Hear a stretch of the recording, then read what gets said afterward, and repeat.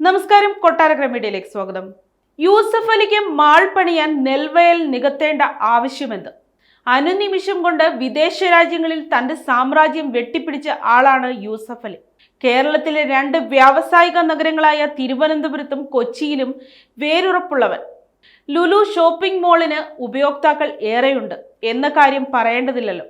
പറഞ്ഞു വരുന്നത് മറ്റൊന്നുമല്ല, 2 വർഷത്തിലേറെയായി യൂസഫ് അലി ലുലു മോൾ ആരംഭിക്കുന്നതിന്റെ പ്രവർത്തനവുമായിട്ട് മുന്നോട്ട് പോകുന്നു. നിർമ്മാണം തുടരുന്നുണ്ടെങ്കിലും ഏറ്റെടുത്ത സ്ഥലത്ത് നിയമപരമായ കുരുക്ക് ഏറെയാണ്. ഇതിന് പിന്നിൽ ഒരു രാഷ്ട്രീയ പാർട്ടിയുണ്ടെന്ന വാദം ഉയർത്തിയാണ് യൂസഫ് അലി എത്തിയത്. എന്നാൽ ഡി മുകുന്ദൻ എന്ന സോഷ്യൽ ആക്ടിവിസ്റ്റ് യൂസഫ് അലിക്കെതിരെ നിയമയുദ്ധവുമായി മുന്നിൽ തന്നെയുണ്ട്.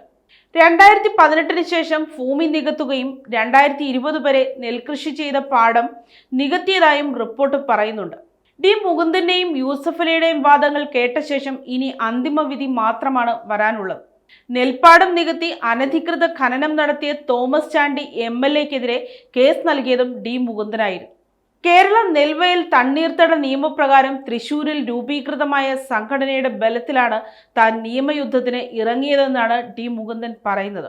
ലുലു മോൾ വാങ്ങിയ സ്ഥലം തൃശൂരിലെ ചിറേക്കാരൻ ഗ്രൂപ്പിന്റെ പേരിലുള്ളതാണ്.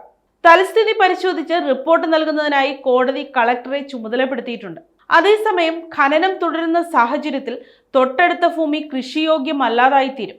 ഈ സാഹചര്യത്തിൽ ഖനനം നിർത്തിവെക്കണമെന്നാണ് സോഷ്യൽ ആക്ടിവിസ്റ്റ് കൂടിയായ മുകുന്ദൻ പറയുന്നത്.